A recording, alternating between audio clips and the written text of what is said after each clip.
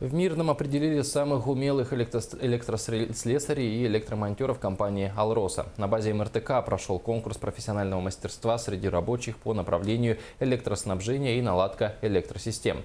Право называться лучшим оспаривали специалисты всех производственных площадок. Среди конкурсантов не только опытные специалисты, но и молодые работники. Организатором мероприятия выступил профсоюз «Профалмаз». Подробности конкурса у наших коллег.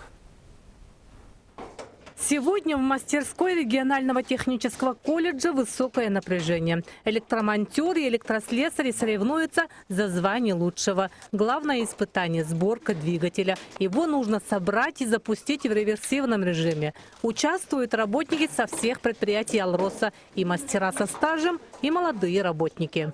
У нас в предприятиях проводится очень много конкурсов внутри, но когда мы проводим именно с присутствием различных производственных площадок, они же все приезжают самые лучшие, и тут уровень конкуренции и уровень заинтересованности абсолютно другой. Свою команду на конкурс выставил и Мирнинский колледж.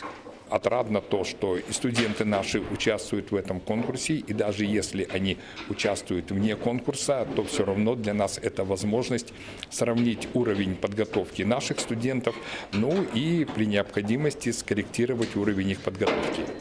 Сергей Сидоров в подобных соревнованиях участвует впервые. Выпускник колледжа. Совсем недавно он постигал азы электротехники у этих же стендов.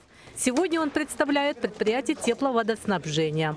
Здесь тоже были стенды, правда, они были старого образца.